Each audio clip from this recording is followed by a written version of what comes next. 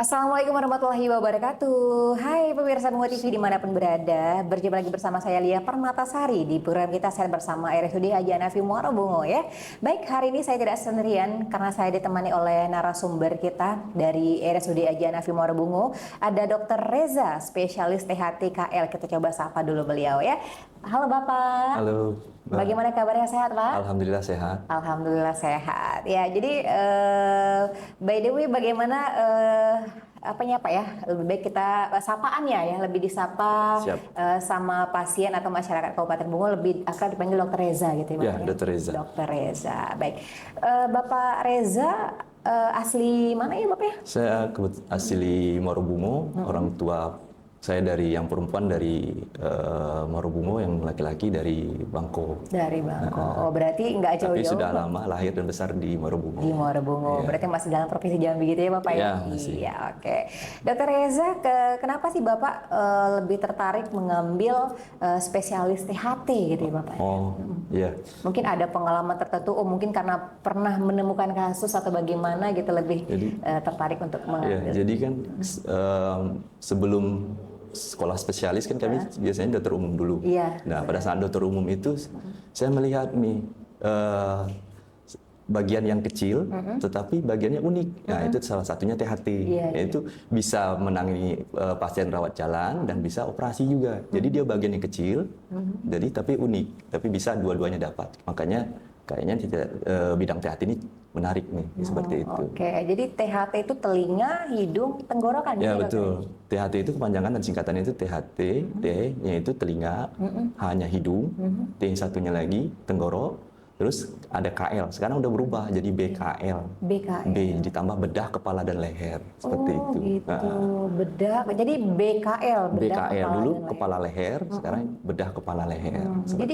Jadi Dr. Reza lebih ke area kepala gitu ya? Jadi Dokter? dari leher ke batas hidung. Batas seperti hidung. Seperti itu dalam hidung.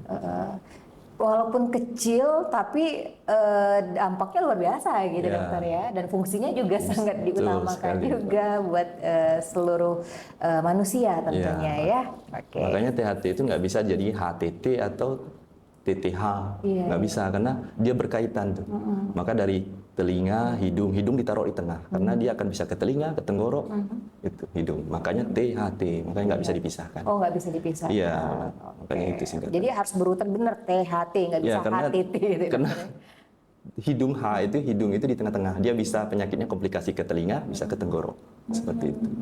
Oke, jadi itu ya dokter ya, THT, BKL, bedah kepala leher. Jadi mulai dari leher sampai dengan hidung ya. Itu adalah bagian dari Dr. Reza ya. Baik Dr. Reza, sudah bergabung di RSUD Haji Hanafi ini sejak kapan ya dokter? Saya bergabung di Rumah Sakit Haji Hanafi sejak 2023. Selesai saya pendidikan, saya langsung masuk ke Rumah Sakit Haji Hanafi. Sebelumnya dulu saya pekerjaan saya dulu di Tebo. Waktu dokter umum saya di Kabupaten Tebo, akhirnya pindah ke Kabupaten Bungo, balik ke daerah asal. Balik ke daerah asal. Tentunya kita harus dokter ya, untuk daerah kita gitu ya dokter ya.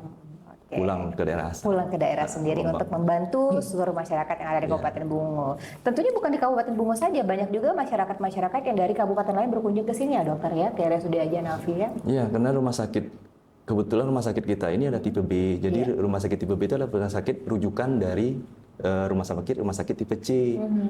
Baik di lingkungan Kabupaten Bungo sendiri maupun dari kabupaten-kabupaten tetangga yang dekat ke arah Muara Bungo. Terutama di Jambi wilayah barat katanya seperti itu. Oke, makanya lebih ke akreditasi yang lebih tinggi. Oke. Nah, jadi apa saja sih dok mungkin ya pasien yang sudah dokter temui di RSUD Haji Hanafi ini ya, kasusnya lebih banyak kemana tuh dok? Atau memang lebih fokus ke hidungnya atau telinganya atau tenggorokannya atau seperti apa? Sebenarnya kasus yang paling banyak saya lihat pada saat saya pendidikan dulu sampai saya kerja di sini maupun saya waktu dokter umum, kasus yang paling banyak itu baik nasional maupun di daerah kita ini tentang telinga, masalah di telinga itu paling banyak kasus. Kedua baru hidung, itu kasus yang paling banyak di bidang THT. Ya, jadi banyak juga orang mungkin yang belum tahu ya dok ya bedanya masalah ringan dan yang perlu penanganan dari dokter spesialis itu apa saja tuh? Mungkin ada tanda-tanda umum bahwasanya oh seseorang harusnya ke dokter nih gitu. Nggak bisa kita tangani sendiri gitu. Misalnya baik dari telinga yang mungkin merasa sakit, ditetes-tetes saja seperti itu, Dok. Jadi berusaha menjadi dokter dokter sendiri gitu kan. Jadi gini, sebelum saya membahas tentang ringan terus sedang beratnya suatu kasus penyakit, saya sedikit mengenalkan THT itu penyakitnya apa aja nih, apa aja yang paling banyak ditemui oleh masyarakat, terutamanya di daerah kita sendiri, daerah Bungo. Pertama, kasus-kasus THT ini banyak, dia ada telinga ada 5 lubang kalau kami bilangnya. Kita itu spesialis 5 lubang, yaitu lubang di telinga 2, kiri kanan, hidung 2, mulut 1, jadi 5 lubangnya. Jadi kasus-kasus yang berbentuk seperti infeksi, terus benda asing yang ada di 5 lubang tadi, terus kasus-kasus tumor, benjolan, itu masuknya ke bidang THT. Dan ditambah lagi THT itu 9 subdivisi. Jadi ada yang namanya itu, banyak juga yang belum orang awam biasanya belum begitu mengenal THT. Banyak kasus-kasus seperti kasus dari neurootologi. Jadi di bagian telinga itu juga bisa menyebabkan orang pusing berputar, yang disebut vertigo. Biasanya vertigonya perifer. Nah itu, atau BPPV kami bilangnya, seperti itu. Dan ada kasus-kasus juga yang bronkoesopagologi, yang di daerah esofagus, yang saluran dari atas sampai ke lambung, ke gaster, seperti itu. Terus ada alergi, kita juga ada subdivisi alergi. Dan ada juga yang rekonstruksi fasial. Jadi fraktur di wajah, bisa kita perbaikin juga. Misalnya fraktur hidung, fraktur maksiofasial, fraktur wajah, fraktur mandibula, itu bisa kita tangani juga di bagian THT. Selain onkologi juga seperti itu. Jadi ada 9 subdivisi.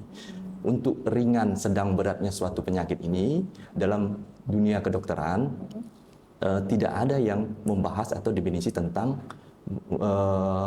menitik beratkan ringan beratnya, tetapi bisa kita nilai dari gejala klinisnya, seperti itu. Ada beberapa pada kasus di bagian, terutama bagian saya, bagian THT itu ada beberapa kasus gejalanya ringan, seperti biasa kita kenal itu rinitis akut, atau sering disebut oleh orang awam biasanya flu atau pilek kita bilang. Nah itu kasusnya gejalanya ringan, tetapi gejala-gejala ringan ini kalau tidak penanganan yang tepat bisa menyebabkan mengarah ke komplikasi yang berat, seperti itu paling. Kalau bagian THT itu biasanya. Oke, jadi tidak bisa kita menakar, oh ini kasus ringan, kasus berat, tidak ya dok? Tidak, dari gejalanya. Ya, gejalanya, klinisnya kita nilai. Kalau ini ringan, berat, bisa dia masih ringan, potensi untuk berat, bisa seperti itu. Oke, jadi berhubungan dengan 5 lubang gitu ya dokter, 2 kuping, 2 hidung, 1 mulut gitu? Ya, jadi paling banyak 5 lubang. 5 lubang, oke. Lubang kecil-kecil. Lubang kecil-kecil. Itu biasanya kalau untuk telinga, kita lebih ke telinga dulu dokter ya, karena mungkin lebih banyak kasusnya yang di RSUD Haji Hanafi ke telinga gitu dokter. Nah, kalau telinga itu yang mengatakan bahwasan telinga kita tuh bermasalah, itu tanda-tandanya seperti apa gitu dokter? Apa mungkin karena sebagian kan kita merasa pengap gitu ya dokter ya, atau mungkin geli gitu. Jadi tanda-tanda seperti itu udah termasuk kategori harus berobat seperti itu kita. Ya, jadi kita kasus-kasus di telinga ini biasanya dari yang ringan, maksudnya itu kasus yang beragam. Dari yang kita anggap ringan sampai kasus yang berat. Biasanya kasus-kasus ringan itu, telinga ini sebelumnya kita pelajari dulu anatomi telinga. Anatomi telinga ini, telinga kita terbagi 3, yaitu telinga luar, telinga tengah, dan telinga dalam. Di mana telinga luar, dari daun telinga itu bilangnya auricula, sampai ke gendang telinga atau membran timpani. Di belakang membran timpani tadi, itu adalah telinga tengah, cavum timpani. Di belakangnya lagi, itu ada 2 organ di situ, adalah pusat keseimbangan, disebut kanalis semiscularis, dan satu lagi pusat pendengaran, koklea. Nah, itu beragam, tetapi kasus gejalanya hampir mirip-mirip. Nah, makanya kita selalu kalau ada gejala seperti nyeri di telinga, misalnya kita curiga pasti ada luka akibat dari membersihkan, ngorek-ngorek telinga. Banyak beragam tuh, ada yang pakai kapas, cotton bud, ada yang pakai alat-alat yang besi atau kayak kunci segala macam, ada lagi yang di sini pakai peniti. Nah, itu mengalami infeksi. Kalau terjadi infeksi, kuman masuk ke daerah infeksi sehingga menjadi bengkak, sakit itu biasanya. Kalau yang nyeri. Tapi kalau ada benda asing dia merasakan ini juga, rasa tersumbat, tertutup telinganya, tidak mendengar. Itu bisa disebabkan oleh benda asing, baik itu benda asing dari luar maupun dari dalam. Seperti kalau dari dalam itu serumen, kotoran telinga. Kalau dari luar ya biasa pada anak-anak sering memasukkan suatu benda seperti mani-mani ke telinga. Itu juga merasakan dia merasakan telinganya juga merasa penuh, tersumbat. Tetapi apabila telinga luarnya clear, tidak ada yang kita anggap membuat telinga menjadi nyeri atau menjadi tersumbat, maka kita beralih ke telinga tengah. Pemeriksaannya kita lihat dari gendang telinga, biasanya kita lihat pakai otoskopi atau endoskopi, kita lihat gambaran dari gendang telinganya. Gambarannya atau ketarik gendangnya, retraksi, atau ada hiperemis merah atau bengkak yang gendang telinganya. Di situ kita tahu ada infeksi di telinga tengahnya. Kalau di telinga paling dalam biasanya penurunan pendengaran, dia merasakan telinganya penuh. Kalau seandainya telinga tengahnya clear, nggak ada masalah, berarti kita curiga di telinga dalamnya. Jadi pusat pendengarannya yang terganggu berarti seperti itu. Itu bisa disebabkan oleh infeksi dan segala macam banyak itu dengan aliran darahnya yang terganggu atau apa. Iya, jadi terkadang kalau orang yang membersihkan kuping menggunakan cotton bud itu dokter kalau belum sampai masuk ke dalam banget itu belum puas rasanya kan gitu ya dokter ya. Padahal sama-sama kita tahu dokter mengatakan bahwasannya kuping itu saja ada 3 bagian ya, bagian luar, tengah dan bagian dalam. Jadi jangan sembarangan dalam membersihkan kuping gitu. Nah, jadi kalau untuk membersihkan kuping itu emang tidak boleh menggunakan cotton bud atau bagaimana sih dokter ya? Ini ada juga yang mengatakan nggak boleh bersihkan kuping pakai cotton bud, nanti takutnya serumennya masuk ke dalam gitu kan. Nah kalau kita nggak membersihkannya bagaimana caranya dia keluar gitu dokter? Banyak, karena ini tadi pertama kalau sering kita mengorek-ngorek telinga, berarti sensasi itu udah terdapat di dalam tubuhnya, jadi dia merasa pengen risih, pengen ngorek-ngorek terus, sehingga liang telinganya menjadi sensitif, jadi terasa gatal segala macam. Nah, kita tahu bahwa sebenarnya untuk mengorek telinga itu sebenarnya kita tidak menganjurkan, tidak memperbolehkan, karena satu dampaknya apabila itu ada kotoran telinga, serumen kita bilangnya, kalau pakai cotton bud seperti itu, liang telinga itu kan bulat, masuk ke tempat ke dalam liang telinga, pinggirnya dapat, tengahnya terdorong ke dalam. Semakin dorong ke dalam, semakin padat ke tengah. Maka jadi tertutuplah pendengarannya, tersumbat. Atau saking dalamnya mengorek telinga tadi, jarak antara liang telinga ke membran timpani itu cuma 2,5 cm. Jadi dekat sebenarnya. Semakin dalam bisa terjadi ruptur, bisa luka robek pada gendang telinganya, atau pakai alat yang keras, jadi lecet liang telinganya seperti itu. Maka kita tidak nyarankan untuk melakukan korek telinga. Sebaiknya sebenarnya Tuhan itu menciptakan telinga kita itu dengan proteksi sendiri. Jadi kotoran tadi kalau letak posisinya sesuai dengan semestinya, telinga kotoran tadi akan terbuang ke depan. Dengan kita menguap, kita ngomong, kita mengunyah, pergerakan dari rongga mulut tadi itu ada otot yang menggerakkan kotoran tadi ke depan. Nah, tetapi kadang-kadang kita kan merasa risih tadi itu pakai kotoran, jadi setiap hari dikorek-korek terus, itu tidak boleh, karena juga menyebabkan kalau kotoran tidak ada, bahayanya bisa binatang masuk. Kotoran itu sebagai proteksi supaya binatang tidak mau masuk, karena baunya tidak enak bagi binatang. Satu, kedua sebagai menjaga kelembapan di dalam. Nah, kalau tidak ada kotoran telinga, udara masuk kering di dalam, kering ya rasanya gatal seperti itu. Berarti serumen itu ada fungsinya juga gitu? Ya ada fungsinya. Saya sering bilang ke pasien-pasien yang saya temuin bahwa serumen itu penting. Sebagai itu dia.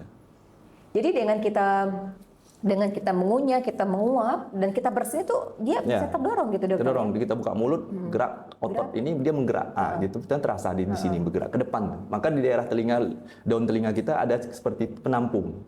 Nah itu ada fungsi sebagai menampung. Kenapa nggak bikin telinga nggak ada ini, langsung los saja ke bawah kan? Kenapa harus ada bengkok kayak gini, ada penampung? Nah itu gunanya itu menampung. Jadi kayak istilahnya saluran pembuangan gitu Iya, untuk menampung supaya yang jatuh ditampung sini, jadi tinggal diginiin seperti itu. Seperti itu. Itu memang udah diciptakan sedemikian rupa oleh Tuhan, sudah sangat sempurna. Ya, ternyata serum itu ada manfaatnya juga loh ya. Jadi makanya jangan cepat-cepat dibuang. Kalau seandainya malah bersihan banget, malah mudah hewan masuk gitu ya dokter ya. Dan juga udara yang kotor gampang juga masuk ke sana dan bisa berakibat geli juga di bagian dalam kuping kita ya. Oke, nanti kita akan berbincang kembali bersama Dokter Reza ya di segmen kita kedua. Sepertinya menarik untuk pembahasan kita karena apa ini sering banget dilakukan untuk seluruh masyarakat ya, baik itu perempuan, laki-laki, anak-anak bahkan udah pintar sekarang lihat orang tuanya berkekatan dia pun ikut-ikutan juga ya. Tapi nanti kita akan berbincang kembali bersama Dokter Reza. Jangan kemana-mana, tetap di Bungo TV, selalu di hati.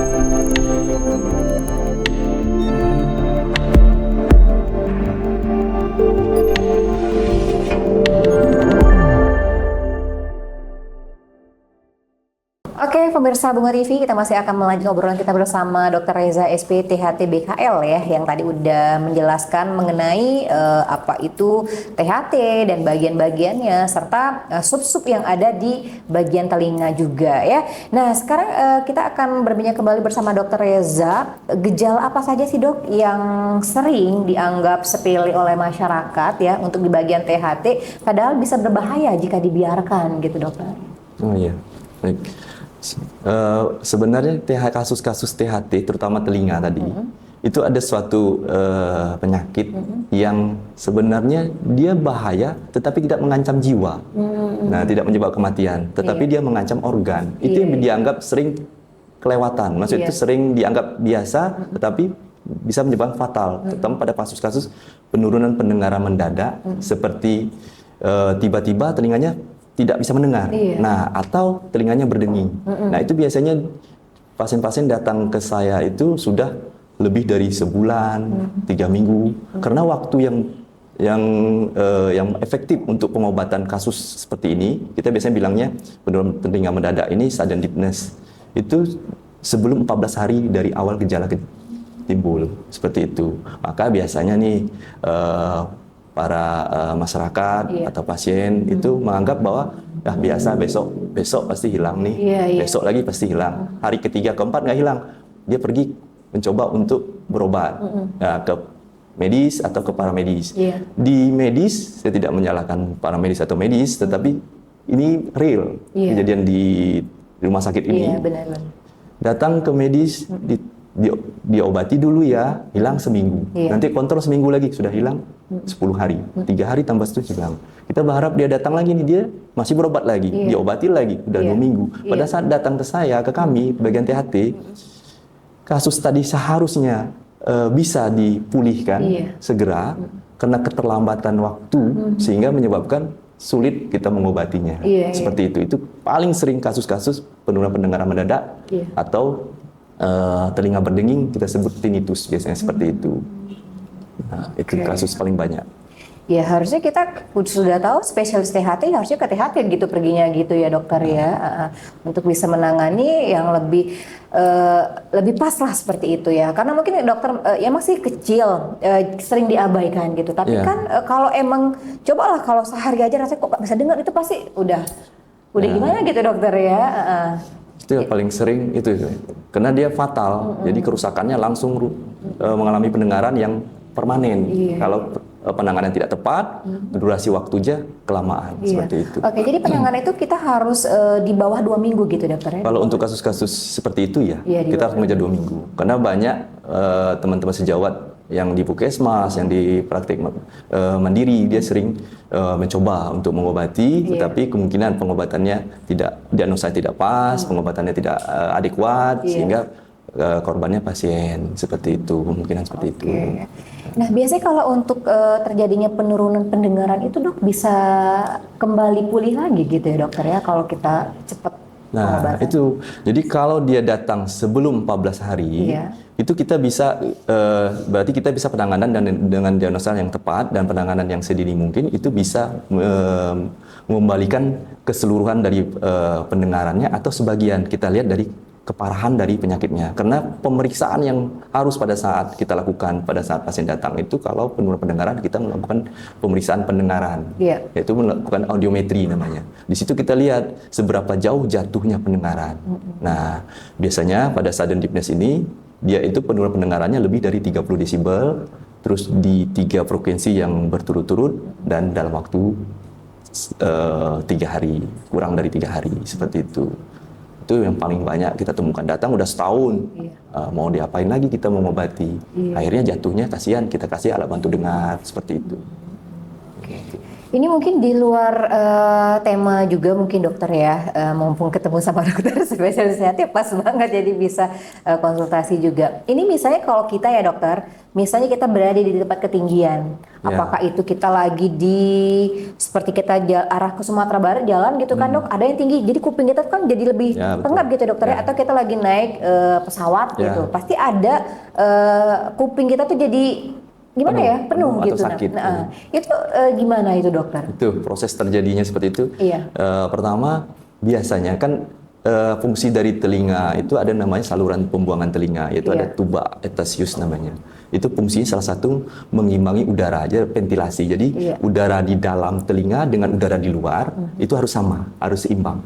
Nah, apabila terjadi kurangnya udara penurunan udara di luar, tingginya tekanan udara di dalam telinga, maka desakan tekanan di telinga tengah semakin kuat sehingga mengalami nyeri atau terasa penuh. Biasanya terjadi pada kasus seperti ini nih, biasanya kita pilek dulu atau kita rinitis akut atau alergi, sehingga saluran pembuangan telinga tadi dia terjadi udem, infeksi. Jadi dia tidak membuka secara sempurna.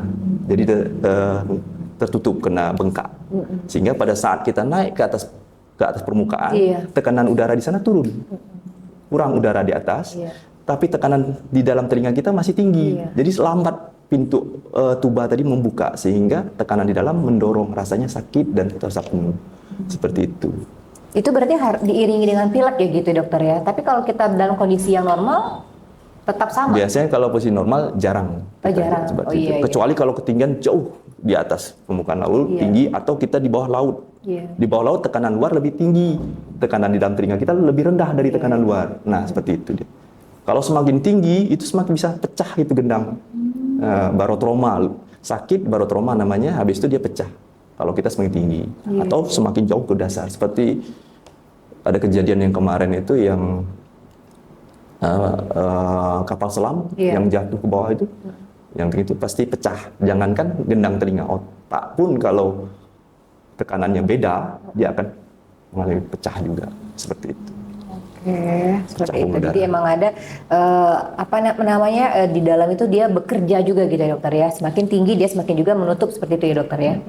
Bukan, jadi fungsi telinga tadi selain dia ventilasi, ada proteksi, satu lagi drainase. Ventilasi itu dia menyamakan, misalkan dia tekanan luar dengan tekanan dalam dia menyamakan, tanpa kita perintah dia dengan sendirinya membuka. Kita menguap dia terbuka, kita menelan dia terbuka. Nah, itu fungsinya. Maka dulu kan naik pesawat dikasih permen untuk kita bisa membuka, menelan, atau kita membuka. Ada aktivitas lah di Nah, itu gitu fungsinya untuk membuka. Jangan kita coba untuk, biasanya kan kalau kita di atas ketinggian, rasa tersumbat, kita pencet hidung, kita hembuskan ke hidung, ke telinga kan, kayak gini, pencet mulut tutup, kita hembuskan, kayak gitu kan. Itu tidak boleh kalau dilakukan kayak gitu, karena bisa terjadi robekan gendang telinga atau ruptur. Lebih baik kita menelan. Nah, itu sering itu dok dilakukan. Ya, paling sering itu pada orang dewasa kasusnya biasanya. Berarti itu nggak boleh gitu ya dokter ya? Nggak boleh, karena kalau kita lakukan itu, dua, bisa ruptur, bisa robek, bisa juga kuman yang di hidung terdorong masuk ke telinga tengah, sehingga jadi infeksi. Seperti itu. Jadi kenapa pernah ngelakuin hal yang sama? Iya, oke. Jadi hal yang seperti itu logikanya saja kalau kita memaksakan menutup hidung, kita otomatis kan pasti ada desakan gitu ya dokternya, makanya kayak jadi ruptur lah seperti itu. Jadi tekanan. Ada tekanan dan itu akan memperburuk juga di bagian dalam telinga. Oke, itu mungkin kalau untuk telinga masih banyak sih sebenarnya yang harus kita tanyakan kepada dokter Reza. Tapi kita juga beralih ke hidung ya dokter ya. Boleh, nah, ke hidung juga kita ambil sedikit-sedikit ya dari telinga, hidung dan tenggorokan biar kita sedikit memahami lah prosedur atau proses dalam pengobatan untuk THT ini gitu. Nah, kalau untuk hidung dok, kan banyak juga kasus yang dibungu ya dok ya, banyak kasus hidung ya. Itu misalnya kalau terjadi mimisan dok, kalau terjadi mimisan, apa benar mimisan yang sering terjadi itu bisa jadi tanda gangguan yang serius gitu dokter?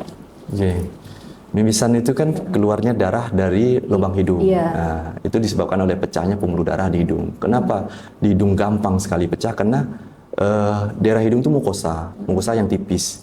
Terus arteri atau pembuluh darahnya di atas permukaan. Sehingga apabila terjadi trauma atau gosokan, biasanya pada pasien-pasien alergi, dia sering menggosok-gosok hidungnya. Nah, itu terjadi trauma, kena pembuluh darah permukaan sehingga robek pembuluh darah, luka. Jadi perdarahan langsung seperti itu. Perdarahan ini biasanya bersifatnya cepat dan cepat berhentinya seperti itu. Nah, tapi kalau perdarahan yang terus-menerus dalam waktu sebulan dia berdarah terus dengan mencium bau yang tidak enak di hidung, berarti kita curiga nih ada sesuatu di hidung yang sangat ke arah bahaya. Seperti infeksi itu bisa menyebabkan hidung berdarah juga, atau memang ada tumor massa di hidung yang mengalami bisa menyebabkan perdarahan juga. Tapi biasanya perdarahan yang spontan yang cepat itu biasanya kena trauma seperti itu. Makanya kalau sudah ditangani pengobatan ternyata masih besoknya mimisan lagi tidak henti, berarti harus segera cepat ke poli THT. Karena kecurigaannya pasti kasusnya lebih berat dari yang biasa seperti itu.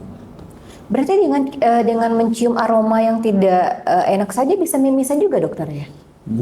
Tandanya infeksi kan bau, ada bau yang tidak enak, itu infeksi. Jadi infeksi itu yang menyebabkan luka. Nah, peradangan di hidung, infeksi, sehingga terjadi luka perdarahan seperti itu.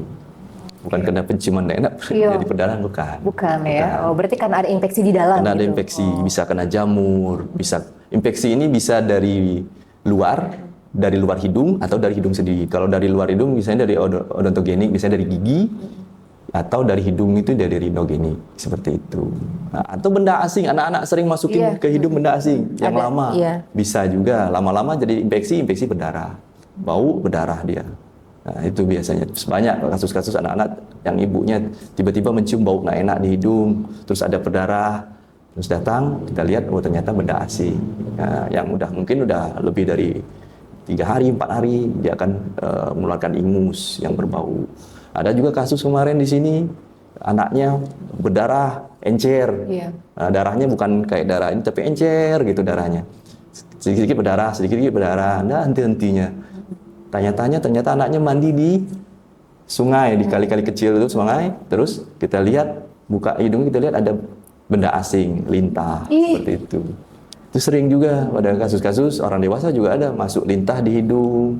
Jadi perdarahannya itu ciri khasnya darahnya encer, bukan kental seperti itu. Ada kasusnya di bungo itu dokter? Ada banyak juga ya, mandi-mandi di paret-paret yang itu masuk lintah di situ. Karena daerah situ kan enak tuh, hangat, gelap, lembab. Nah tempat makannya. Jadi lintah itu berada di hidung di mananya dok? Di dalam hidung. Dalam hidung. Iya, masuk dia dalam hidung pas kita anak itu mandi, dia masuk, lengket di situ. Karena di mukosa dia nempel, ngisap darah di situ. Sampai keluar udah gemuk aja lintahnya. Ya ampun. Iya, seperti itu. Oke. Hati-hati mandi-mandi. Hati-hati ya. Oke, jadi yang selain mimisan, selain yang seperti itu, apalagi kasus yang sering dijumpai di RSUD Ajanafi dokter yang untuk lebih ke hidung? Oh iya. Kasus yang paling sering ya infeksi, yang sering disebut sinusitis, terus rinitis alergi, itu yang sering itu. Dengan sedikit masalah tumor paling itu. Oke, jadi buat ibu-ibu juga ya, terutama untuk yang punya anak di bawah usia 5 tahun lah seperti itu ya. Karena kan anak-anak itu kan mainannya banyak, perintil-perintilan kecil-kecil ya, bahkan juga ada manik-manik, terkadang dimasukinnya ke hidung gitu ya dokter. Ya, betul. Saya pengalaman saya pernah dok, waktu saya masih usia berapa saya lupa, yang pasti kelas 5 tahun lah, 5 tahun. Ya, Jadi waktu itu ada kapur barus dokter, kapur barus kecil ya. Jadi saya masukin ke hidung, Ya. akhirnya nggak bisa lagi dikeluarin. Terus akhirnya saya ngadu sama orang tua kan. Jadi orang tua tuh panik jadinya, panik. Akhir bersin diimbus-imbus kayak gitu. Ya. Akhirnya keluar. Sejak itu saya trauma. Iya. Iya. Ya. Oke, jadi biasanya kalau benda asing masuk ke dalam hidung, kalau nggak bisa dikeluarkan itu harus dibedah gitu dokter ya? Bukan, jadi kalau benda asing seperti masuk ke hidung, sebenarnya benda asing yang di hidung tuh gampang untuk dikeluarin. Caranya? Nah, caranya kita ekstraksi, diambil pakai ekstraktor, ditarik. Biasanya itu. Biasanya kalau paling sebelum kita ngambil, posisi pasiennya harus difiksasi sekuat mungkin sehingga pasien tidak bergerak. Yang kita takutkan apabila pasien bergerak, pertama pasti cedera, luka. Yang kedua, benda asing tadi kedorong ke dalam belakang. Kalau kedorong ke belakang ada dua kemungkinan. Pertama, terdorong ke saluran makan atau kedorong ke saluran pernapasan. Yang paling bahaya ke saluran pernapasan, bisa menyumbat pernapasan. Nah, kalau ke saluran makan bisa keluar lewat feses. Seperti itu. Maka posisi pasiennya harus bagus, mantap. Kalau enggak, itu dia goyang, kita tarik, luka. Biasanya luka. Tapi sebelum itu kita kasih tahu ke ibunya dulu bahwa kalau ibu nggak pegangnya tidak mantap, pasti akan luka. Tapi ibu tenang saja kayak gitu. Lukanya bisa kita obati lagi seperti itu. Yang paling kita takuti benda asing yang dimasuki pada anak-anak ini baterai cakram yang kecil. Nah, baterai cakram itu bendanya bisa kita ambil. Cuman kadar dalam baterainya, cairan baterainya itu yang menempel di mukosa hidung yang mengalami jadi mukosanya bisa mengalami kerusakan, jadi busuk kayak gitu, kerusakan. Nah, lama-lama jadi hancur. Nah, itu yang kita takutkan, itu harus dioperasi. Tapi kalau cuman benda asing yang bukan baterai bisa kita ambil tanpa operasi. Tanpa operasi. Nah, seperti itu. Yang paling sulit sebenarnya ngambil benda asing ini yang di telinga. Kalau di hidung dia elastis, rongganya bisa naik, bisa melebar-lebar, masih bisa ada space untuk kita mengangkat kayak gitu. Tapi kalau di telinga dia kaku, karena dia tulang keras, jadi nggak bisa. Makanya kalau di telinga itu paling sulit kalau udah masuk dan tidak ada space. Makanya kadang-kadang kalau anak-anak kalau di telinga kita harus diambil dalam bius. Nah, kadang-kadang pasien juga mencoba-coba untuk ngambil sehingga terjadi infeksi liang telinga jadi sempit. Makin sulit kita ngambilnya kalau udah liang telinga ada sempit, udah rongga telinga sempit, makin dibengkak makin sempit, makin sakit, jadi sulit. Makanya kalau di telinga benda asing kalau masuk binatang atau sesuatu, biarin saja langsung ke yang berkompeten lah ngambil. Kadang-kadang ada yang datang yang tidak berkompeten, dicoba-coba ambil, akhirnya gendangnya habis. Diambil dengan gendang-gendangnya diambil. Nah, itu makanya. Tapi kalau hidung masih aman. Dokter-dokter umum atau masih aman sebenarnya ngambilnya. Itu paling. Oke. Jadi ya walaupun jangan mentang-mentang bisa diambil sama dokter Reza, jangan dimasukin juga benda kasih ke dalam lubangnya ya. Ya itu jadi pantauan juga buat para ibu yang di rumah ya, diperhatikan juga untuk membeli mainan anak-anak ataupun mungkin apa sih yang dipegang sama mereka untuk jadi jadi bahan perhatian kita lah, jangan sampai mereka salah mengartikan gitu ya. Dan juga berarti banyak juga pasien dokter yang anak-anak ya dokter ya. Iya, kalau pasien THT ini beragam dari usia bayi sampai lansia ada kasusnya banyak. Padahal biasanya kalau usia 0 bulan itu biasanya screening pendengaran gitu. Screening pendengaran pada kasus-kasus pasien biasanya pasien yang tercuriga tokso, ibunya tokso atau pasien bayi berat badannya kurang dari 2.500 gram. Atau tidak cukup bulan, kurang 7 bulan, atau dirawat bayi kuning, atau dirawat lebih dari seminggu di PICU. Nah, kecenderungan pada pasien-pasien yang ada indikasi tadi, itu biasanya gangguan pada telinganya atau gangguan bawaan lahir atau penyebabnya oleh virus tadi. Makanya kalau di negara maju, negara berkembang ya, negara di Eropa itu, dia semua pasien baru lahir harus screening pendengaran. Bukan hanya yang bermasalah saja. Bukan aja bermasalah, tapi kalau di Indonesia baru targeting. Targeting berarti yang kita curiga ada masalah, kita periksa screening. Kenapa kita harus sedini mungkin screening itu supaya pasien pada usia 1 tahun harus bisa mendengar, harus bisa berbicara. Kalau dia bisa bicara berarti dia bisa mendengar, ada memorinya. Kalau dia tidak bisa mendengar berarti dia tidak bisa berbicara. Itu makanya kita screening di 0 bulan, 3 bulan, 6 bulan. Di 6 bulan harus tindakan. Kita sedini mungkin harus cepat pasien harus bisa mendengar. Supaya di umur 1 tahun dia bisa bicara. Seperti itu. Oke, jadi di bawah 6 bulan baru di atas 6 bulan baru diadakan penanganan gitu dokter ya. Kalau setelah melakukan screening kesehatan kepada bayi yang bermasalah gitu. Ya, seperti itu. Jadi THT ini mulai dari 0 bulan sampai dengan lansia ketemunya sama dokter Reza gitu ya. Baik, nanti kita akan berbincang kembali dokter di segmen kita ketiga dokter Reza ya. Jadi untuk pemirsa Bungo TV jangan kemana-mana, tetap di Bungo TV selalu di hati.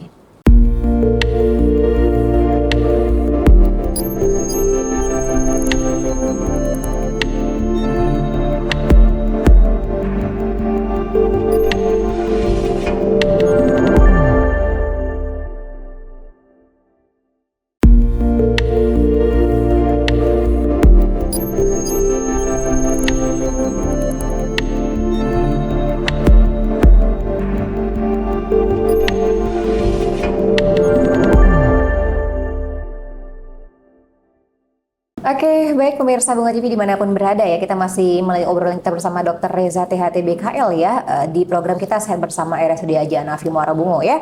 Nah, kalau tadi kita udah hidung udah, telinga udah gitu. Nah, kita lebih ke ada gangguan suara serak gitu dokter, itu masuk ke tenggorokan gitu dokter ya. Nah, jadi suara serak yang menetap mungkin dokter ya, mungkin kita beranggapan udah beberapa bulan mungkin atau berapa lama lah seperti itu ya sehingga terjadi penetapan jadi suaranya jadi serak. Apakah itu cukup untuk alasan kita membawa ke THT gitu dokter? Ya, jadi kalau suara serak berarti ada masalah di pita suara, kita sebut plika vokalis. Masalah itu bisa berbentuk infeksi dan juga berbentuk tumor. Tumor terbagi dua, ada yang jinak, ada yang ganas. Nah, pada kasus-kasus infeksi, biasanya dengan penanganan yang cepat dan penanganan yang tepat, biasanya dia sembuh dalam waktu seminggu atau 2 minggu. Dengan kita suruh untuk istirahat bersuara, dia akan sembuh dalam waktu 2 minggu. Tetapi apabila kita lakukan pengobatan, lebih dari 2 minggu, ternyata suara serak masih menetap. Nah, kita curiga ada sesuatu nih yang bukan infeksi. Biasanya kita lakukan pemeriksaan. Kita periksa dengan laringoskopi, bisa yang dengan rigid atau yang dengan yang lentur, fleksibel, bisa lewat mulut, kita lihat kameranya masuk sampai ke pita suara atau dari hidung yang fleksibel. Di situ kita bisa lihat karena biasanya pas penyakit-penyakit THT itu dia di permukaan, bisa tampak di permukaan kalau kita nampak. Biasanya kita lihat ada masa nggak di plika vokalisnya, di pita suaranya. Nah, kalau ada masa, kita lihat masanya modelnya seperti apa nih. Kita mengarah ke ganasan atau yang jinak. Nah, kalau yang jinak biasanya itu bisa kista, bisa nodul. Kalau nodul ini biasanya pasiennya sering menggunakan suara yang berlebihan. Profesi penyanyi, guru. Ya, jadi terjadi gesekan terus di pita suara. Pita suara kan seperti ini nih, buka tutup, gesek, buka kayak gini dia. Terjadi gesekan, jadi luka, terjadi nodul atau kista. Itu biasanya.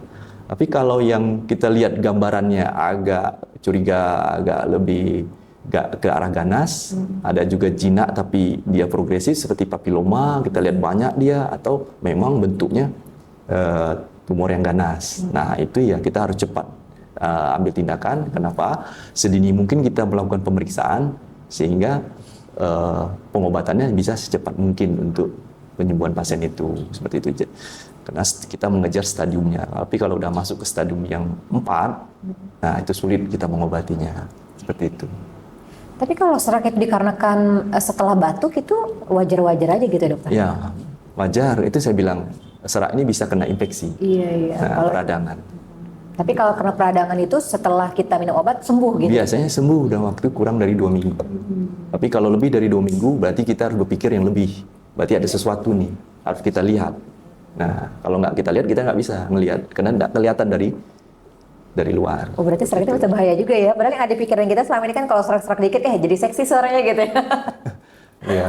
Oke, dokter ya. Jadi kalau seraknya itu sudah lama tidak kunjung sembuh ya wajibnya emang harus ke THT gitu ya dokter ya? Serak, terus ditambah berat badan ada penurunan. Iya. Nah, itu kita curiga ganas seperti itu. Atau pasiennya merokok lebih dari 1 bungkus sehari. Nah, kita udah nilai itu dari anamnesis, kita udah menilai, oh ini kita udah mulai curiga kemana nih. Dia bercerita, dia ini kita tanya-tanya, ternyata oh ini kayaknya ganas nih. Maka kita periksa pakai endoskopi seperti itu. Oke, jadi dimasukin benda itu ke dalam Mulut. ke dalam mulut. Ya, kita Nanti kita bisa lihat kamera gitu dokter ya? ya nanti kita bisa lihat di TV, di kamera, di layar, nah, baru nampak. Bantuan inilah penglihatan kita. Oke, jadi jangan anggap sepele ya pemirsa Bungo TV ya. Karena apa? Karena yang namanya sudah tumor atau tumor ganas itu ya pastinya pengobatannya lebih susah lagi ya. Ya bisa sembuh ya dokter ya, bisa juga tidak sembuh seperti itu tergantung dari stadiumnya. Betul. Udah stadium berapa gitu. Nah, apa dokter pernah nggak dokter menangani pasien yang mungkin yang datangnya terlambat gitu dokter ya? Dan bagaimana dampaknya terhadap penanganan medis gitu dokter? Nah, tadi kita yang datang terlambat, kita tadi sudah bicara tentang telinga. Iya. Jadi banyak kasus-kasus di telinga, salah satunya tadi yang saya ceritakan bahwa sudden deafness tadi, penurunan pendengaran mendadak. Itu sering saya temukan, datang sudah terlambat karena pengobatannya harus segera penanganannya. Jadi kalau datang terlambat, sulit kita mengobatinya. Terus yang di bagian tenggorok tadi atau bagian hidung misalkan di hidung ini kita anggap dia tumor nasofaring. Nah, kita mengejar stadiumnya. Kalau stadiumnya sudah stadium 4 kan lebih sulit kita menanganinya. Dan kalau di tenggorok tadi juga tumor yang di pita suara. Tumor-tumor pita suara ini kalau dia di stadium dia selain bisa menyebabkan suara serak, dia juga bisa menyebabkan obstruksi jalan napas atas, tersumbat karena tumor tadi kan membesar. Nah, jadi kalau tumor membesar jadi tertutupnya saluran napas bagian atas sehingga pasien dia akan sesak. Kalau dia terlambat datang, sulit kita membuka jalan napasnya, kita mengejar dengan waktu. Nah, biasanya kita tindakan mengejar dengan waktu ya otomatis kita tidak maksimal mungkin kemungkinan kita harus maksimal, tapi karena kita mengejar itu mungkin mengejar dengan waktu jadi agak kurang maksimal kalau kita datangnya sudah stadium 4 dengan obstruksi jalan napas. Nah, jadi kita membuka saluran napas, bypass, langsung membuka tracheostomi, kita bilang buka dari leher, saluran napas, pasang kanul. Nah, pada saat itulah kita memasangnya dengan segera-gera, jadi ya kurang efektif sebenarnya. Seperti itu, paling itu kalau ini. Ya, kalau yang namanya segala sesuatu hal yang terlambat itu pasti berdampak dan beresiko dan pastinya sulit juga untuk diatasi kembali gitu ya. Ada satu lagi ternyata yang sulit. Biasanya ada infeksi di vestibulum, di daerah depan hidung, infeksi kecil. Nah, itu karena daerah kita menganggap daerah hidung ini, segitiga hidung ini adalah segitiga berbahaya kita bilang. Selain segitiga bermuda, ini segitiga berbahaya, danger face namanya. Nah, itu kalau ada infeksi, cepat harus diobati. Kenapa? Karena daerah situ infeksinya masuk ke dalam pembuluh darah, di daerah situ pembuluh darah tidak berkatup. Ibaratnya kalau katup dia tidak berpintu, tidak bersaringan. Jadi kuman langsung masuk sampai ke otak. Nah, itu cepat segera. Makanya hati-hati yang mencabut-cabut bulu hidung, mengorek-ngorek hidung, terjadi infeksi di hidung, itu bisa menyebabkan infeksi masuk ke mata bengkak sampai ke otak. Itu meningitis bisa. Saya pernah kejadian waktu saya pendidikan, anak bungo, dia jatuh naik sepeda, terbentur sini, tidak tahu seminggu, akhirnya dirujuk ke M. Jamil, kebetulan saya lagi pendidikan di M. Jamil, dengan mata udah bengkak, udah infeksi di kepala, kita lakukan tindakan, segera kita bersihkan semua, akhirnya selamat. Sampai sekarang anak itu masih hidup, seperti itu. Itu sudah masuk kategori terlambat juga gitu dokter terlambat, ya? hampir. Itu kita mengejar waktu. Udah datang, langsung cepat kita operasi. Kebetulan dari Bungo, saya dari Bungo, saya usahakan secepat mungkin dia bisa operasi. Padahal cuma jatuh dari sepeda gitu dokter. Ini jatuh dari sepeda, anaknya di Simpang Drop. Saya bisa ingat itu. Tapi karena dia tadi di bagian hidung, ya dia cepat ditangani, makanya masuk ke pembuluh darah gitu dokter ya? Jadi dia kuman masuk pembuluh darah, langsung menuju ke otak. Nah, langsung ke mata, matanya bengkak, semua nggak bisa lihat. Oke, makanya ya harus hati-hati juga. Terutama juga buat yang hobi ngupil lah, seperti itu ya dokter ya. Ya. Kadang ngupilnya terlalu enak gitu ya, tanpa disadari udah darah aja gitu ya. Jadi gimana ya? Berarti kalau di bagian hidung kan, kalau kuping kan serumen. Kalau yang upil itu serumen juga dokter ya? Kotorannya? Sekret yang mengeras. Sekret yang mengeras. Dan itu pastinya ada manfaatnya juga seperti serumen gitu dokter untuk menangani masuknya udara kotor atau bagaimana? Jadi di hidung itu mekanisme dia memproteksi benda asing, kita anggap benda asing yang masuk ke hidung. Yang pertama itu proteksi di tubuh kita sendiri itu kita bersin. Jadi kita membuangnya dengan kita membersin. Setelah kita membersin, sinyal disampaikan lagi, ternyata misalkan dari otak menyampaikan sinyal, ternyata masih ada nih benda asing. Oh iya, nah, bersin lagi gitu. Mekanisme keduanya itu biasanya cairan yang keluar. Jadi dibersihkannya dengan cairan. Oh iya, iya. Setelah cairan sudah dibersihkan dengan cairan, tubuh kita mulai men-screening lagi. Oh ternyata masih ada lagi nih, masih ada merasakan. Biasanya pasien-pasien yang rintitis alergi, jadi dia sensitifnya berkali lipat dari orang normal. Tubuh kita langsung memproteksi dengan menutup, membengkakkan kongka. Kan ada yang bengkak di hidung sebelah kanan, kanan atau kiri. Itu kan ada yang nampak benjolan. Itu dia membengkakkan diri, menyumbat. Jadi tutup semua pintu supaya kuman tadi, benda asing tadi tidak masuk ke dalam hidung. Seperti itu. Itu mekanisme proteksi dari hidung sebenarnya. Makanya kalau orang yang sekretnya berlebihan, biasanya pada pasien-pasien rintitis alergi, makanya sekretnya mengental, mengeras sampai mengental. Seperti itu. Iya, oke. Itu kalau untuk proses hidung itu berarti ya itulah Allah Subhanahu Wa Taala. Ya, itu dia. Ya. Makanya semua lubang itu ada cara mengeluarkan sekretnya masing-masing. Tapi bukan sekret rahasia ya. No secret. Oke, jadi apa ya, itu tadi beberapa item yang sudah disampaikan oleh Dr. Reza ya, yang perlu kita perhatikan. Jangan kebanyakan menunda, atau mungkin jangan menganggap sepele, cuma luka kecil, cuma ini, ternyata luka kecil itu bisa berdampak negatif juga kepada komplikasi yang lainnya lah, seperti itu ya. Nah dokter, kalau untuk kelengkapan atau fasilitas alat dan SDM yang ada di RSUD Haji Hanafi ini sendiri, untuk mengenai THT, apakah semuanya sudah bisa dilakukan di RSUD Haji Hanafi, dokter? Apa harus dirujuk lagi ke rumah sakit lebih tinggi atau bagaimana gitu dokter? Ya, untuk di poli kita, untuk kasus-kasus yang bisa kita tangani di rumah sakit umum Hanafi. Biasanya ya, kecuali kalau kasus-kasus yang memerlukan penanganan khusus seperti untuk kemo, radiasi, seperti itu kita rujuk. Tapi kalau ada alat, ada tenaga, kita lakukan di rumah sakit Hanafi. Banyak kasus-kasus sudah di Hanafi. Di rumah sakit kita, alat di poli ya untuk saat ini lagi diajukan untuk endoskopi. Mudah-mudahan tahun ini terrealisasi endoskopi di poli, sehingga masyarakat Bungo bisa puas pelayanannya di poli. Tapi kalau untuk operasi, kita sudah punya alat endoskopi di ruang OK. Seperti itu.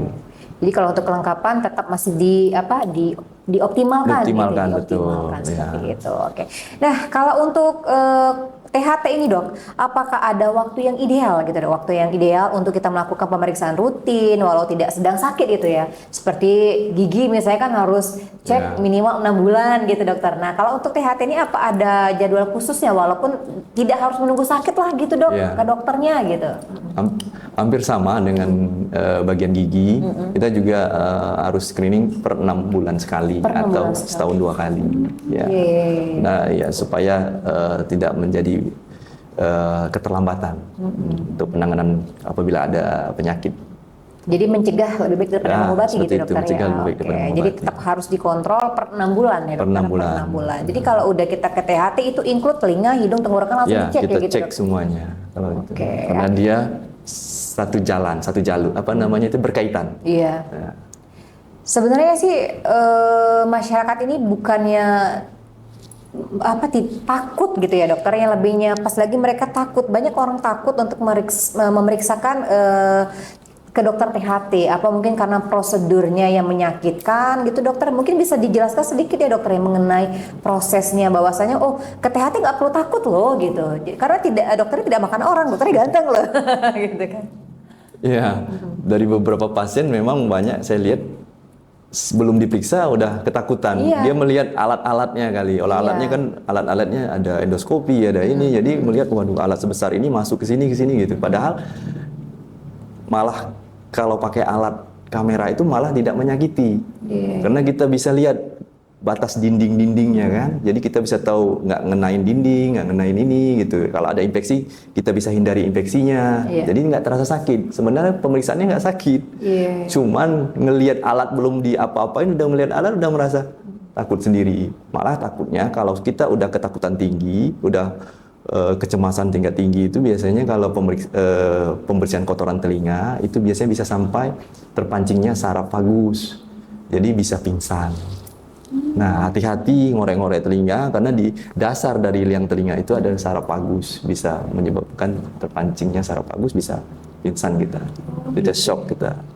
Nah, banyak ada saya beberapa kasus saya lakukan pembersihan liang telinga karena dia takut sekali, kelihatan cemas. Kita lakukan pemeriksaan, tiba-tiba dia batuk. Saya tanya, ibu sebelumnya batuk?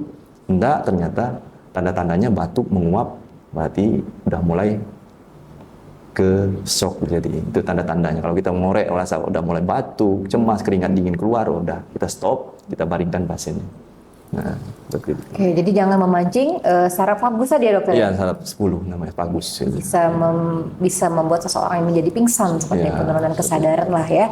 Oke, jadi itu dia tadi untuk segmen ketiga kita ya. Nanti kita akan berbincang kembali bersama Dokter Reza di segmen keempat. Jadi untuk pemirsa Bunga TV jangan kemana-mana, tetap di Bunga TV, selalu di hati.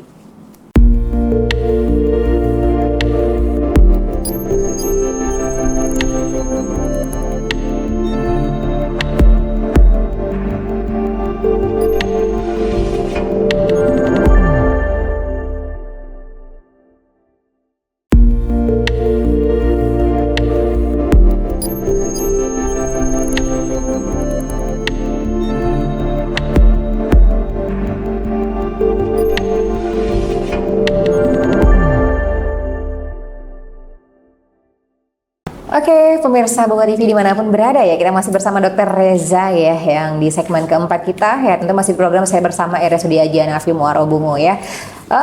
Ya di segmen keempat ini kita lebih ke tips ya dokter ya, boleh. Tips gitu kan.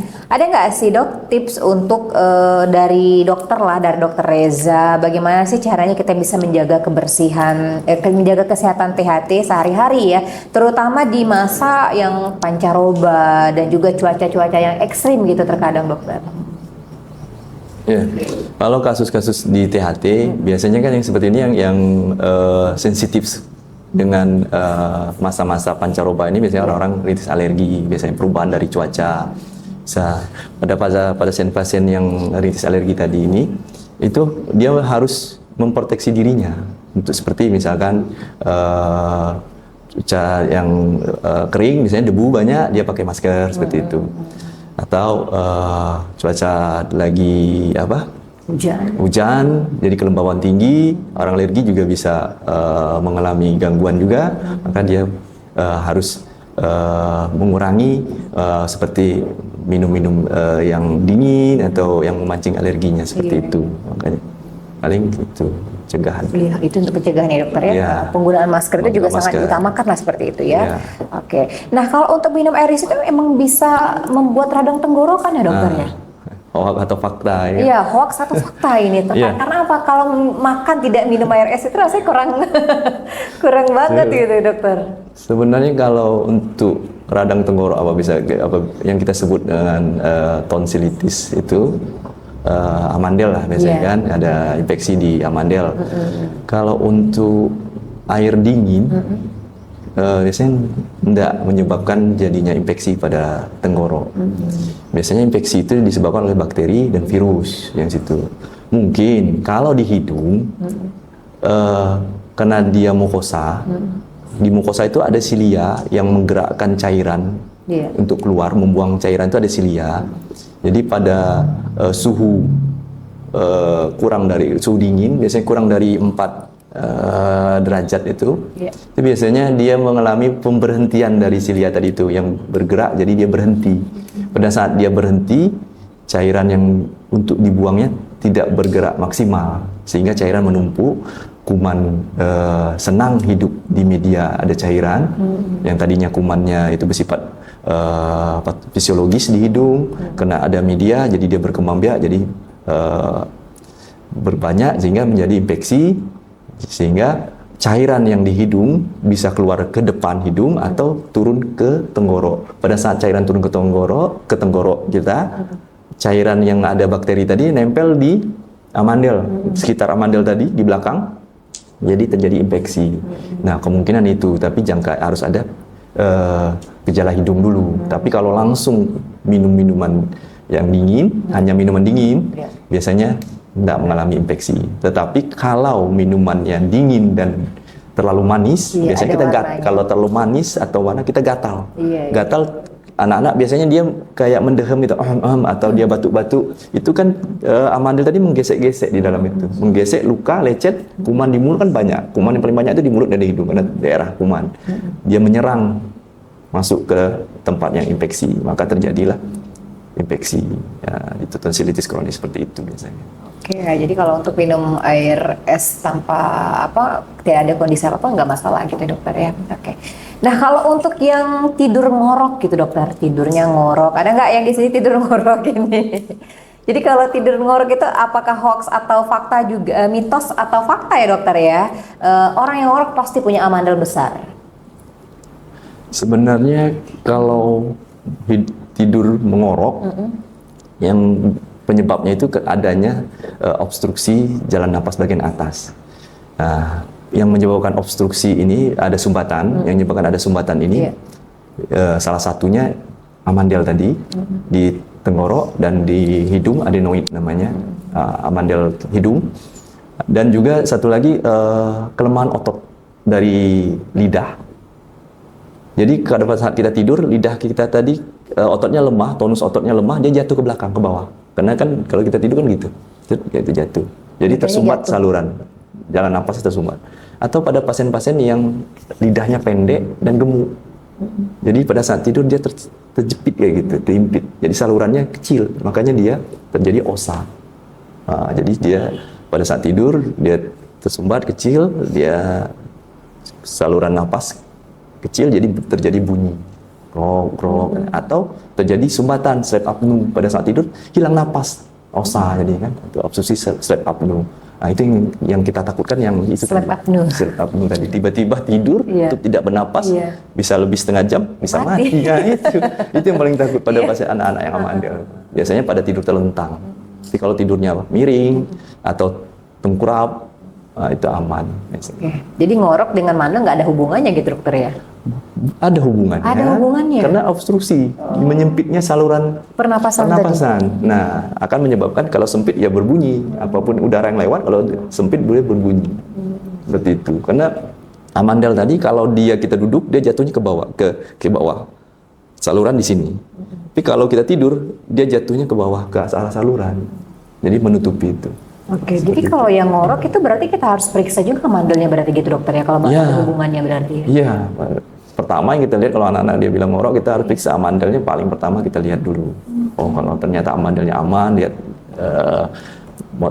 bentuk dari lehernya aman, nanti kita lihat lagi tonusnya kemungkinan besar. Oke. Jadi semua anak ada mandelnya atau memang ada pencetusnya gitu dokter? Jadi gini, pada anak baru lahir, jadi amandel ini berfungsi, anak itu ada amandel, dia berfungsi sebagai pertahanan tubuh. Misalnya orang awam bilang itu pertahanan tubuh saya dok, kok bisa mau dioperasi gitu kan? Gitu. Sebenarnya pada umur-umur tertentu, kita anggap di bawah 4 tahun, biasanya anak-anak menggunakan pertahanan dengan tonsilnya tadi, amandelnya tadi, karena itu ada limfosit, itu jaringan limfosit, sehingga kuman yang masuk itulah yang mempertahankan diri. Mandel tadi. Mandel tadi itu. Nah, pada saat anak tadi tumbuh besar, sehingga tubuh kita sudah biasanya itu tubuh kita itu udah merespon, oh ini kuman ini udah mempelajari. Nah, IgE dan IgG itu biasanya itu udah mempelajari, oh ini kumannya ini udah tahu dia, mengatasi, terbaca, udah terespon sama dia, ini mengobatinya seperti ini, seperti ini. Jadi amandel tadi tidak berguna lagi, dia akan mengecil, menciut, masuk ke dalam rongganya, mengecil. Tetapi kalau pada saat dari kecil terjadi infeksi terus menerus, amandel tadi kan berkembang membesar terus. Lama-lama dari limfosit dia berubah jadi jaringan ikat, makanya menetap. Jadi dia besar tuh nggak bisa mengecil lagi. Nah itu dia. Jadi kalau dia membesar tidak bisa mengecil lagi, itu yang harus dioperasi gitu dokter? Nah itu yang berarti kenapa kita operasi? Karena dia udah berubah fungsi dari jaringan limfosit berubah jadi jaringan ikat. Jadi tempat tumbuhnya kuman, dia udah rusak jaringan. Dia rusak gitu. Ya. Oh, gitu ya. Berarti amandel ini kalau seandainya dia perannya bagus, fungsinya masih bagus, dia masih bisa untuk jadi pertahanan tubuh gitu dokter ya. Tapi selama di tubuh kita belum ada, kan tubuh kita mempelajari terus apa yang masuk, apa ini selama kita dibacanya ya gitu membaca ya. terus. Jadi amandel enggak lagi. Itu pertahanan pertama aja, pertama pada usia di bawah 4 tahun biasanya. Oh gitu. Ya. Jadi kalau dia seiring usianya amandel tadi akan menciut dan masuk gitu. Karena udah nggak terpakai lagi dia menciut, mengecil. Nah, mengecil yang sebagai proteksi di tubuh kita, yang IgE, IgG tadi, yang di dalam darah. Apapun itu dia mempelajari terus tuh. Karena kita udah berkembang itunya. Oke ya, jadi itu untuk proses dari amandel ya, ternyata amandel, serumen dan juga apa tadi dokter yang upil tadi itu bentukan keras? Upil? Iya. Oh, sekret yang keras ya, itu ya sedikit banyak pasti ada fungsinya juga gitu ya. Jadi dalam saat kita membersihkan telinga, hidung dan tenggorokan ya tetap harus hati-hati dan sesuai dengan alurnya lah seperti itu ya. Jangan terlalu memaksa hidung, misalnya ada ingus terlalu dipencet keras-keras seperti itu dokternya, itu juga pastinya beresiko juga gitu dokter. Bisa lecet luka. Bisa lecet, bisa luka. Ya logikanya dia ditekan kan gitu. Sementara yang di dalam hidung itu sangat tipis banget ya untuk organ yang ada di dalam hidung tersebut. Oke dokter Reza, karena waktu kita juga dokter Reza di segmen keempat, mungkin dokter Reza bisa ada pesan gitu dokter Reza untuk masyarakat Kabupaten Bungo agar lebih peduli terhadap kesehatan THT-nya gitu. Dan kemana sih harus mencari dokter Reza selain di RSUD Haji Hanafi dokter gitu? Mungkin bisa diinformasikan kepada masyarakat Bungo. Baik, nggak apa-apa itu disampaikan. Nggak apa-apa. Saya selain di Rumah Sakit Haji Hanafi, saya juga berpraktek di Rumah Sakit Jabar Rahmah Medika dan juga praktek pribadi di Apotek Hanan di Jalan Lintas. Itu. Setelah pulang dari Hanafi, saya ke Rumah Sakit Jabar, habis itu saya ke praktek. Seperti itu. Oke. Mungkin pesan untuk masyarakat dokter? Pesan buat masyarakat apa ya? Tentang pentingnya menjaga kesehatan telinga, hidung dan tenggorokan ini. Pentingnya menjaga kesehatan sejak dini. Kenapa? Mungkin karena itu adalah investasi yang sangat baik untuk kita ke depannya pada usia yang lebih lanjut. Makanya kita harus rutin mengalami pemeriksaan khususnya di Poli THT 1 kali per 6 bulan untuk mencegah terjadinya komplikasi atau biasanya mencegah penyakit-penyakit yang lebih berat. Terus lebih baik mencegah daripada mengobati seperti itu. Oke, baik, terima kasih Dokter Reza atas waktu dan kesempatan yang sudah hadir di sini ya bersama kita. Ini suatu penghargaan banget buat kita karena dengan hadirnya Dokter Reza bisa memberikan informasi seputar telinga, hidung dan tenggorokan yang tadinya kita tidak tahu bisa menjadi tahu seperti itu kan. Dan juga untuk masyarakat Kabupaten Bungo bahwasanya apabila ada gejala atau tanda-tanda yang mengarah ke telinga, hidung, tenggorokan, cepat langsung datang ke RSUD Haji Hanafi untuk dapat pertolongan pertama dan pastinya untuk mengatasi komplikasi yang lainnya. Karena apa? Karena takutnya nanti terjadi komplikasi lebih parah gitu dokter ya. Jadi kalau ada sesuatu yang mungkin merasa, oh ini aneh nih, langsung saja datang ke RSUD Haji Hanafi dan langsung bertemu bersama Dokter Reza, spesialis THT BKL ya. Kalau gitu kami berdua pamit, semoga apa yang sudah disampaikan oleh Dokter Reza bermanfaat buat kita semuanya dan bisa mencegah mengenai penyakit-penyakit yang berhubungan dengan telinga, hidung dan tenggorokan. Kalau gitu kami berdua pamit. Akhir kata kami ucapkan wassalamualaikum warahmatullahi wabarakatuh. Waalaikumsalam warahmatullahi wabarakatuh.